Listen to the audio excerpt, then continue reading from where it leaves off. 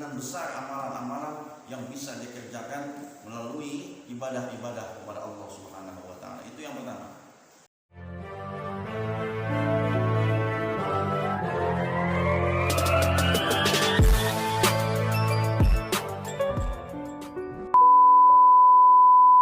Assalamualaikum warahmatullahi wabarakatuh. Bismillah, alhamdulillah, salatu wassalamu ala rasulillah sayyidina Muhammad bin Abdillah wa alihi wa sahbihi wa man tabi'ahum wa nasarahu wa la hawla wa la quwwata illa billah. Subhanaka la ilma lana illa ma 'allamtana innaka antal alimul hakim. Rabbi shrah li sadri wa yassir li amri wahlul 'uqdatam min lisani yafqahu qawli. Bersyukur kehadirat Allah Subhanahu wa taala, para nikmat karunia Allah. Alhamdulillah kita bertemu kembali dalam channel kesayangan kita terkait dengan kajian Islami, yaitu channel YouTube Hafiz Akbar Official. Insyaallah mudah-mudahan senantiasa pemirsa selalu dalam kesehatan Allah, berikan afiat oleh Allah Subhanahu wa taala, dan mudah-mudahan senantiasa Allah berikan kita kekuatan untuk selalu istiqamah dan beribadah kepada Allah Subhanahu wa taala. Para hadirin hadirat channel YouTube Hafiz Akbar Official, insyaallah muliakan Allah Subhanahu wa taala. Kali ini kita akan membahas satu hadis wa an Amirul Mukminin Abi Hafsin Umar bin Al-Khattab bin Nufal bin Abdul Uzza bin Riyah bin Abdullah bin Qurtin bin Razah bin Adi bin Ka'ab bin Lu'ay bin Ghalib bin Qurashi Al-Adawi radhiyallahu ta'ala anhu.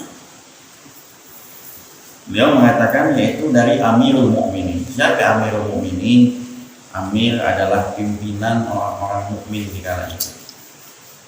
Maka yang dikatakan Amirul Mukminin adalah pimpinan orang mukmin atau pimpinan tertinggi di negara itu. Yang kedua, Abi Hafs.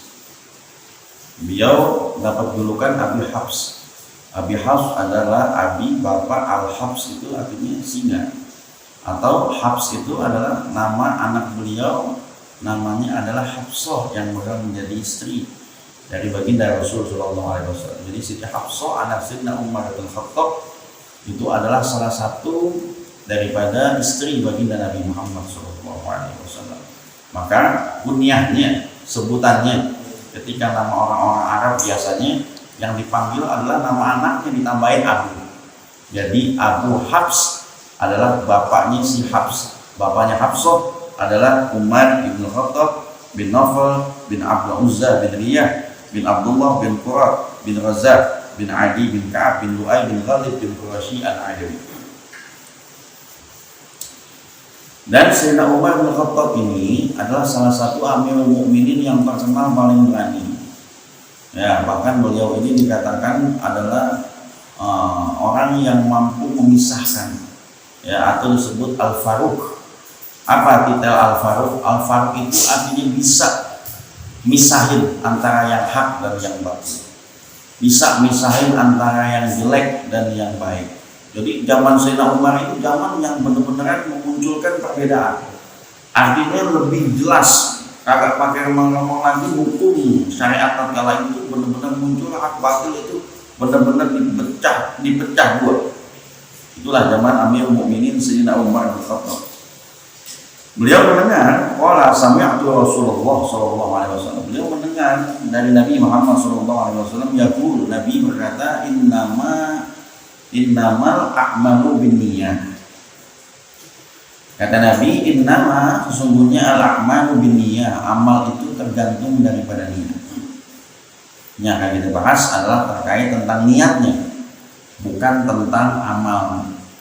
Apa sih niat? Niat itu adalah al-ibadatul qalbi, ibadah hati. Maka orang ibadah yang terkait dengan niat itu ibadah yang terkait dengan urusan hati. Jadi Masya Allah orang Islam itu ya, sebelum dia memulai ibadah apapun itu, dia diperintah untuk mensahkan daripada niat di dalam hati agar tidak terkecoh setan dalam ganggu dia lagi ngerjain ibadah yang modelnya kayak gitu. Jadi yang kita bahas adalah niatnya. Maka niat ini Masya Allah, bahkan dikatakan ini niat saking gede dia punya pengaruh. Nggak bisa orang ngerjain apa aja kalau niatnya nggak ada. Jadi niat ini dipasang hampir 80% hingga 20% jadi ibadah. Ya, jadi ibadah zahir itu yang model kayak sholat, yang model kayak yang lain-lain. Kalau kagak ada niatnya ini nggak bakal bisa. Jadi hari ini orang yang masih belum ibadah terus karena belum terpacu niatan dalam diri dia untuk melaksanakan ibadah itu. Maka kata Nabi innamal a'malu binniyat. Maka sesungguhnya amal tergantung daripada niat. Artinya dengan niatlah amal itu bisa sampai. Jadi kalau kita lihat ada orang punya amalannya kagak benar hasilnya. Kok dia bisa riya, kok dia bisa ujub, kok dia bisa sombong, kok dia bisa ngerjain apa aja terkait tentang amalnya. Apa sebabnya? Karena niatnya belum tulus semata-mata karena Allah Subhanahu wa taala. Orang kalau udah tahu nih, kalau ibadah tuh bakal Allah kasih ganjaran gede, tuh orang kecil jadinya buat kita. Ya apa sih pujian orang yang ke kita apa sih tentang ibadah? Cuma bisa ngomong kita hebat, kalau cuma bisa ngomong, kalau yang kayak itu memang gak ada. Kalau memang bisa ngomong cuma sekedar puji aja, ya gak sampai ada keuntungan tersendiri buat kita. Tapi kalau Allah, dia bakal ngasih pahala yang gede betul kalau orang itu tulus semata-mata karena Allah Subhanahu wa taala. Maka lurusin niat kita, baru kita perbaiki amal kita. Selama niat sudah tertata dengan rapi, hasilnya adalah amalan-amalan yang bil ikhlas niat, amalan-amalan yang semata-mata karena Allah Subhanahu wa taala. Ini perlu diperhatikan. Jadi innamal a'malu binniyat, segala sesuatu amal tergantung dari niatnya. Maksudnya apa? Kekuatan amal itu tergantung pada niatnya. Semakin kuat niatnya, semakin kuat amalnya. Semakin bagus niatnya, semakin bagus dia punya amal. Semakin gede banget niat dia yakin sama Allah Subhanahu wa taala, semakin kemungkinan besar amalan-amalan yang bisa dikerjakan melalui ibadah-ibadah kepada Allah Subhanahu wa taala. Itu yang pertama. Yang kedua, wa innamal likulli imri'in ma nawa. Dan hanya saja tiap-tiap apa-apa yang kita kerjain, manawa tergantung dengan apa yang kita niatin. Gitu. Wa innamal likulli imri'in ma nawa. Sesungguhnya apa-apa yang kita kerjain tergantung pada niat kita. Kalau niatnya nggak benar, ya amalan yang lain juga kandas semua. Ya, jadi artinya benar-benar nih apa yang namanya niat itu bisa ngawal amal kita sejauh itu, masya Allah. Bahkan dikatakan sampai yang namanya amalan itu terbalaskan dengan ujroh. Kudu dilihat kadar keikhlasan dia sama Allah. Jadi Allah lihat habis amal, dia lihat dulu ikhlasnya. Karena amalan yang nggak ikhlas sama dengan amalan yang bukan karena Allah. Yang itu yang Allah nggak butuh sama kita. Artinya yang Allah nggak lihat, ngapain dia ibadah bukan karena kita. Ya, maaf nih hebat-hebatnya kita ibadah juga. Sampai lebih dari 80 menit, sampai lebih dari 1 jam, sampai keluar air mata kita terus. Kalau yang itu bukan karena Allah, kosong daripada amalan-amalan, kosong daripada pahala-pahala. Dan Allah nggak bakal memerintah malaikatnya untuk ngasih ujrah sama kita, untuk ngasih upah sama kita, untuk ngasih pahala sama kita. Jadi yang perlu kita paham dalam hadis-hadis Nabi Muhammad SAW, kalau kita lihat ini ada ibadah begini, pahalanya sekian, ada ibadah begini, pahalanya sekian. Di situ ada selipan itu, ibadah yang mana? Karena yang mau bayar pahala kitanya Allah Subhanahu Wa Taala. Kalau yang ibadahnya bukan karena Allah pun, apa yang dapat kita ganjaran yang sebagaimana yang terletak pada hadis baginda Rasul Sallallahu Alaihi Wasallam. Maka sengaja dalam kitab Bukhari, kenapa dia bahas tentang itu dulu? Sebelum ente kenal sama amal yang lain yang pahalanya gede, dahsyat dan menggiurkan luar biasa, ente kenalin dulu nih bagaimana cara kita untuk menata niat kita biar semata-mata amal kita karena Allah Subhanahu Wa Taala. Maka di sini kalimatnya faman kanat hijratuhu ilallah, maka siapa orang yang hijrahnya karena Allah wa rasulih dan dia karena rasulnya, fahijratuhu ilallah wa rasulih, maka hijrahnya adalah hijrah yang semata-mata karena Allah dan karena Rasul. Ya karena itu waktu itu ada orang yang hijrah dari Mekah ke Madinah hijrah. Ada di bisik-bisikin terkait tentang harta.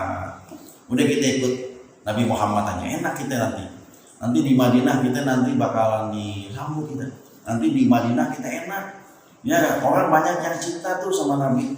Artinya hijrahnya dia yang bukan karena Allah, hijrahnya dia yang bukan karena Rasulullah, hijrahnya dia karena dia ikut biar dia dapat kesenangan. Ya memang hijrah ini Masya Allah gak gampang orang hijrah. Yang pertama, orang kalau udah hijrah, kalau udah pindah dari satu ke tempat yang lain, yang pertama, ini orang harus pasang kuping tebal yang luar biasa. Ya orang hijrah tuh Masya Allah, kita baru bener niat pasang udah baik, baru kita mulai hijrah, omongan-omongan Masya Allah, tumben pakai kain itu bagusan. Ya ente pakai koko pantas juga ternyata ya, pakai peci sampai mengsong begini pecinya. Jadi kadang-kadang artinya memang ada aja hijrah itu. Kalau cuma itu masih kecil itu. Bagaimana para sahabat Nabi yang hijrah ngikut Nabi, taruhannya nyawa itu sesuainya. Kalau ente masuk Islam, nyawa ente hilang. Kalau ente masuk Islam, keluarga besar ente bakalan hilang. Kalau ente masuk Islam, semuanya ente bakal diteror. Itu ancaman yang luar biasa. Tapi kan orang sekarang yang nggak sampai segitu kita diancam dalam ibadah sama Allah Subhanahu Wa Taala. Yang cuma sekedar kita cuma diejek dan lain sebagainya gitu deh payah. Hijratuhu ilallah wa rasulih. Ente hijrah karena Allah dan Rasulnya, ente bakal dapetin apa yang Allah bakal berikan dan apa yang bakal Rasul berikan sama kita. Yang kedua, yang terakhir, man kanat hijratuhu li dunya yusibuha, dan siapa orang yang adalah hijrahnya itu karena dunia, yusibuha, ya, dan mengujinya awimra'atin dengan perempuan yang kibuha, yang menikahkan akan dia, fa hijratuhu ila ma hajara ilaih, maka hijrahnya dia sebagaimana apa yang dia niatin untuk mendapatkan hijrah. Ada orang yang hijrahnya karena duniawiyah. Aneh mau tobat karena aneh udah gak sanggup lagi minum minuman keras. Ada dokter udah klaimannya kalau aneh minum, aneh bakal mati nih, karena penyakit aneh berat. Hijrahnya karena dia lemah kondisinya. Hijrahnya karena terpaksa kondisinya. Atau hijratuhu minat dunia, hijrahnya karena dunia. Kalau ente hijrah kan enak tuh, nanti kalau kita perang kan dapat ghanimah, kalau kita perang kan dapat harta tuh, kalau kita perang kan dapat bagian dari Nabi Muhammad SAW. Jadi hijrahnya masih karena yang modelnya pengen kayak begitu. Hijrahnya karena dunia, yusibuha, Allah bakal uji dia dengan terkait urusan dunia. Awal berarti atau dengan perempuan yang kiuha, yang dia bakal menikahkan kita, maka fahijratuhu ila ma hajara ilaih, maka dia dapat mendapatkan hijrah sesuai dengan apa yang dia ingin. Kalau hijrahnya karena perempuan, Allah bakal kasih perempuan buat dia. Kalau hijrahnya karena pengen dunia, Allah bakal kasih dunia buat dia. Allah gak bakal kasih apa cintanya Allah sama cintanya Nabi Muhammad SAW. Walaupun baju kita baju koko, walaupun kain kita yang bagus bahasanya, walaupun kita niat udah mirip seperti orang yang hijrah asli, tapi ingat, niat hati kita hijrahnya bukan karena itu. Oh kita ngaji cuma karena ada pasangannya aja. Oh kita ngaji cuma karena ada perempuannya aja. Oh kita ngaji karena memang ada makanannya aja. Oh kita ngaji karena memang ada hal-hal yang memang kita mau dapetin di situ. Artinya ya udah, kalau pengen makanan ya Allah kasih itu makanan. Kalau memang pengen perempuan ya Allah kasih itu perempuan. Kalau memang pengen dunia, hijrahnya Allah bakal kasih, tapi ente gak bakal dapat Allah dan Rasulullah. Maka ini bab pertama dalam Sahih Bukhari. Mudah-mudahan kita pasang niat kita yang baik. Mudah-mudahan selalu Allah Subhanahu Wa Taala membantu kita dalam menata hati kita menuju niat yang ikhlas semata-mata karena Allah Subhanahu Wa Taala. Dan mudah-mudahan senantiasa Allah membantu kita dalam amal-amal kita yang selalu senantiasa karena Allah Subhanahu Wa Taala. Dan mudah-mudahan kita jadikan hamba yang ikhlas, hamba yang selalu mengerjakan ibadah sama Allah Subhanahu Wa Taala, yang mengerjakannya hanya semata-mata karena Allah Subhanahu Wa Taala. Dan mudah-mudahan segala para pemirsa yang nonton channel YouTube ini, mudah-mudahan Allah berikan kesabaran, ketabahan, dan Allah berikan kita kekuatan untuk selalu ikhlas dalam beribadah kepada Allah Subhanahu Wa Taala. Dan Allah wa iyyakum ajma'in. Wassalamualaikum warahmatullahi wabarakatuh.